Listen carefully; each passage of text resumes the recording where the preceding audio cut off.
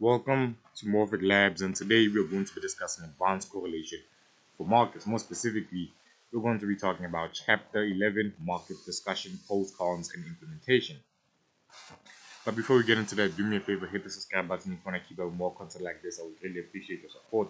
And if you're interested in increasing your market intelligence, which if you're into trading or markets in any capacity, you should be interested in increasing your market intelligence. That sounds like you are a free market microstructure intelligence system resource that will walk you through the foundations of market structure and mechanics of trading, market data, and analytics, everything from market structure and trading venues, order types and execution to liquidity and market impact. Everything a serious market participant should know. And also have a free advanced market aggregation resource if you're interested in looking at markets from different angles that walk you through advanced price-based aggregation, volatility-driven aggregation, information theoretic aggregation, or flow market structure aggregation, event-driven hybrid methods, plus implementation and selection criteria, so you can pick the most optimal aggregator for your specific use case. If you find it interesting, the links are in the description. Just sign up to be a free member and all of these resources all to yourself for free. Now let's get into the technicals. Chapter 11, Market Discussion, Pros, Cons, and Implementation. 11.1, Comparative Assessment of Methods. The selection of an appropriate correlation methodology requires balancing theoretical rigor, computational feasibility, and practical performance. The following comparative analysis synthesizes the strengths and weaknesses of each approach from a practitioner's perspective. Here's a table, essentially table 8, comprehensive method comparison. And we have a column for method, complexity, data requirement, regime sensitivity, and practical utility. And as you can see, the Pearson correlation has a complexity that's low, data requirement that's low, a regime sensitivity that's little to none, a practical utility baseline only. DCC gauge has a complexity that's medium, data requirement medium, regime sensitivity moderate, practical utility is high. Regime switching DCC gauge complexity is high. Data requirement is high. Regime sensitivity is also high. Practical utility high. Random matrix theory denoising complexity medium. Data requirement medium. Regime sensitivity low, and practical utility very high. Phase-space methods complexity high. Data requirement high. Regime sensitivity is high, and the practical utility is medium. Minimum spanning trees, right, or PMFG networks. Essentially, the complexity is medium, data requirement is medium, regime sensitivity is moderate, and practical utility is high. Topological data analysis, more specifically persistent homology, complexity is very high. A lot of algebraic topology and topology in general that you have to know prior to even understanding what it means to perform persistent homology. Data requirement is high, regime sensitivity is high, practical utility is medium. Co-integration or error correction model, its complexity is medium, data requirement medium, and regime sensitivity moderate, practical utility high, right? Critical slowing down early warning indicators, or critical slowing down early warning. The complexity is medium, the data requirement is medium, regime sensitivity is very high, and the practical utility is medium to high depending on how you use critical slowing down theory. 11.2, Implementation and consideration. For institutional implementation, several practical factors must be considered. Data quality is paramount. High frequency methods require clean adjusted tick data. Co-integration analysis requires careful handling of splits, dividends, and corporate actions. Computational infrastructure ranges from minimal for Pearson or DCC to substantial for topological data analysis, regime switching models, etc. etc. Backtesting protocols must account for look-ahead bias, especially for methods involving eigen decomposition or topological computation.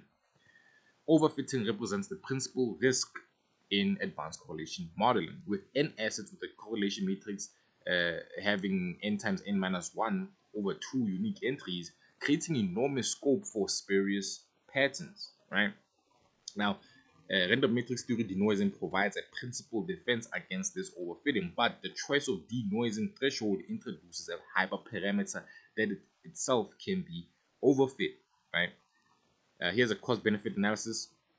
For a mid-sized quantitative fund managing about 200 million to 2 billion, the marginal benefit of advanced correlation methods is highest for risk management and lowest for alpha generation, right? Which makes sense if you have a lot of capital like that, right? Because it's not that these correlations are gonna help you find new alpha, right?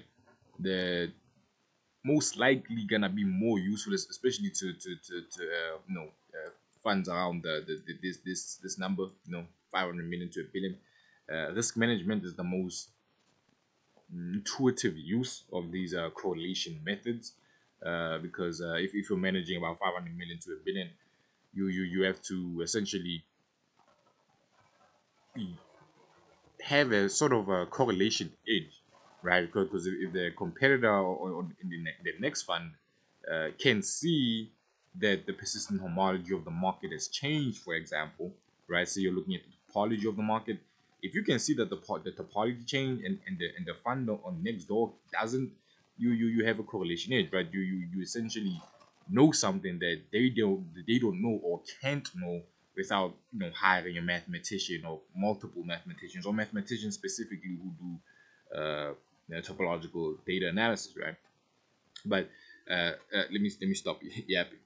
Random matrix theory denoised minimum variance portfolios typically reduce volatility by 15 to 25% relative to sample covariance approaches, with implementation costs of approximately 1 to 2 developer months. In contrast, TDA or topological data analysis based early warning systems require 6 to 12 months of development with uncertain predictive value, making them more suitable as research overlays than primary decision tools, right? And back to let me just yap for a couple minutes. Essentially, when it comes to using the correlation methods as a way to find edge, one way a retailer could exploit this, because obviously if you're a big fund, you're not really gonna use correlation to find an edge or find alpha, whatever. And if you're a retailer, there is some ways where you can do it, and one of these ways is essentially, let's say you're using somehow as a retailer you have like an advanced computational system, some way somehow you got your hands on an advanced computational system, and let's say you can do topological data analysis. So let's say you can do persistent homology, right, on data, right? And let's say you build the infrastructure that can handle high frequency data, or at least the mid frequency data, and you see that the persistent homology has changed, for example, right? You can let's say you're looking at the Nasdaq or something like that. You see that, okay, the persistent homology of Nasdaq has changed, right? Giving you an early warning that Nasdaq might drop some percentage today, right? And you might go buy some put options to take advantage of that, right? As a retailer, but that's from a retail perspective. But yeah, what I said is not financial advice. It's just just a nice little practical example. 11.3, integration with existing systems. Most quantitative investment firms already employ some correlation estimation within their risk models. Transitioning to advanced methods should follow an incremental path.